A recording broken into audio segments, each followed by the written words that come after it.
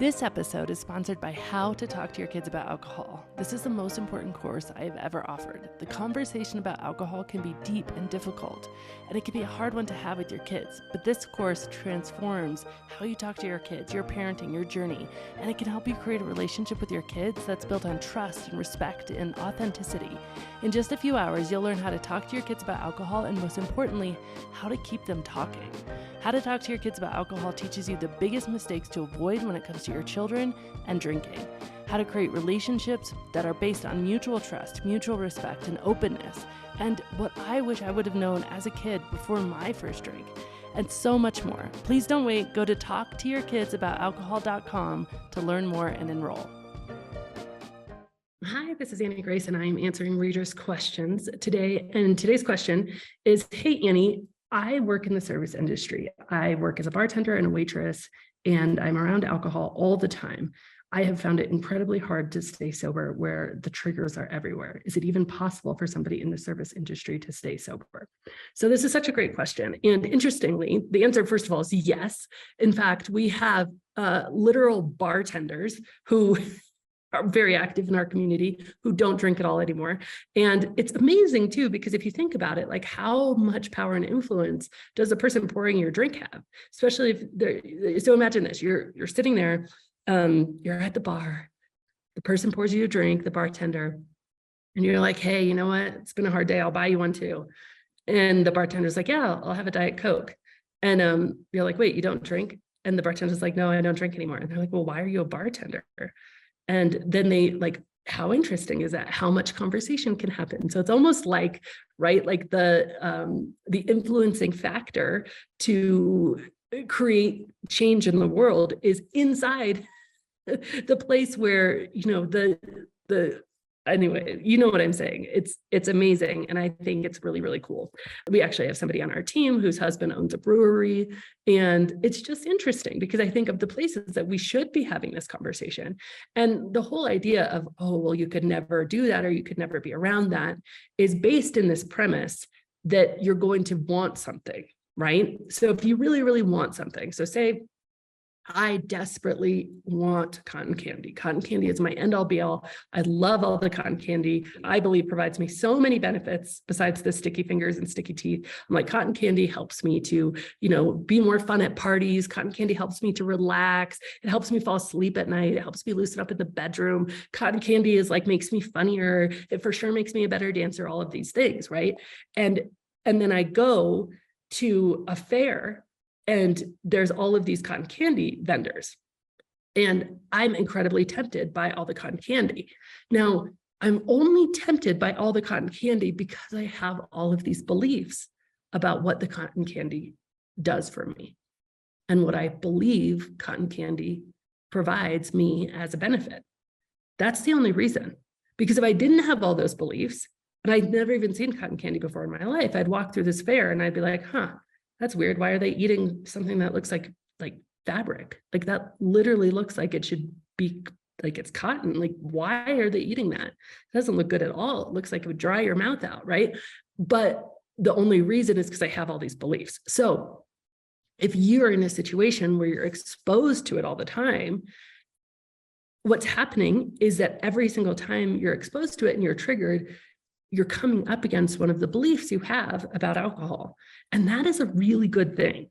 We think that the way to stay sober is to like close our eyes to it, to put on blinders, to ignore the fact that alcohol even exists, to distance myself for it. And in fact, that's a lot of what traditional recovery teaches, like don't go out, like stay in this little community, stay outside of that bigger community. Don't put yourself in harm's way, don't tempt yourself. And I'm saying, actually, it's a really good thing to be able to be, you know, at the fair, so to speak, because all those triggers, all that desire, it is just pointing you to a belief or a thought that you have about alcohol.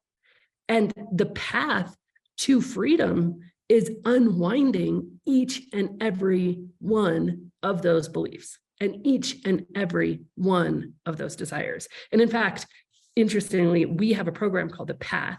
You can you can join it. I think the link is jointnmpath.com.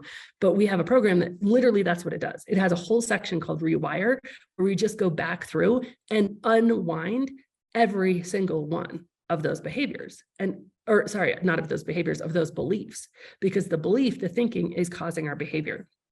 So I know that's a really long-winded way to say it is totally possible and actually in some ways super beneficial to be in a situation, to be in a place where you are exposed to the quote cotton candy, where you are exposed because every time you're exposed, something happens in your brain and it's a thought or a belief that's triggered to say that thing is good. Because imagine you could be sober in the service industry if you'd never drank, right? And we're not trying to get to sobriety, in my opinion. We're trying to get beyond sobriety. We're trying to get past sobriety. Sobriety is, okay, I'm not drinking, but I still want it. I'm sad I'm not doing it. And I'm just going to avoid it at all costs. And I'm going to avoid all the triggers. And what I'm saying is like, let's get beyond that. Let's get free. Let's get AF, baby, alcohol free. Let's get to a point where like, I'm not drinking because I don't want to drink, because nothing about it sounds good. It doesn't matter if I'm like literally the bartender, because every drink I pour, I'm just thinking, oh man, I'm glad I'm not doing that anymore. I had an experience recently where I was with a bunch of people who were drinking alcohol. And usually I don't get invited to these sorts of social things because they're like, they have their assumptions, right? People have their assumptions, and their assumption is, oh, well, we don't want to invite her because then she's going to feel bad. And so that's why they won't invite me, because they don't want to make me feel bad. They don't want to drink in front of me because then I'm going to feel bad. And so I was invited and I showed up and everybody was drinking. And so it came out and they're like, so do you feel bad like that we're all drinking? And I was like, oh my gosh, that's so interesting. Like, I didn't even realize that was why I wasn't getting invited, because you thought I would feel bad. I was like, no, it's totally the opposite. Like, I don't feel bad at all. I just feel so happy that I'm not there anymore. I was like, everything y'all are doing, as drunk as you're going to get tonight, I've been as drunk. As hungover as you're going to feel tomorrow, I've been as hungover. As much fun as you think you're having in this moment, I've had more fun. Like, I've done all of it. Like, I've run that track all the way to its end. Like, I've experienced all the things drunk. Like, I've drunk so much for so many years. And now I'm just glad not to be doing it anymore. I'm like, thank goodness. It doesn't feel to me like I don't get to drink anymore. Oh, I don't get to drink. It's like, I don't have to drink anymore. I never have to do that again. I never have to put that in my body. I never have to feel that feeling. I never have to feel dizzy or hungover or slightly nauseous. Like, how amazing is that? And if you feel that way, if you do that work to feel that way, it does not matter if you're in the lion's den, so to speak, or at the fairgrounds or in the bar serving the drinks, because you just don't want it. Because without desire, there is absolutely no temptation. And the path, literally the path, it's behind my head, PATH, the path to that that works the best is The Path by This Naked Mind.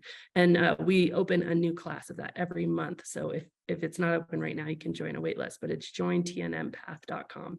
And yeah, it's absolutely incredible what can happen when you change your desire. So yes, you can totally be sober or alcohol free, even better, in a service industry.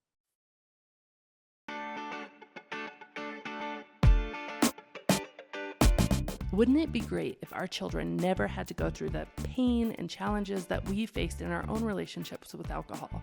That's my greatest wish for my own kids, and it's why I created the most important course that I've ever offered, How to Talk to Your Kids About Alcohol. Now, even if you've struggled with alcohol and you're not sure what to talk to your kids about it, or if you want to create a relationship with your children that's based on mutual respect, mutual trust, and open communication, if you know that this conversation might be one of the most important you'll have with your kids and it just can't wait any longer, then this course is for you. It includes lifetime access to 6 video modules, a bonus recorded Q&A session where I answer questions from parents live, just like you, an interactive workbook, and our private and exclusive How to Talk to Your Kids About Alcohol online community, where you can connect with others who are also navigating this important conversation. Visit talktoyourkidsaboutAlcohol.com to learn more and enroll today. And as always, rate, review, and subscribe to this podcast, as it truly helps the message reach somebody who might need to hear it today.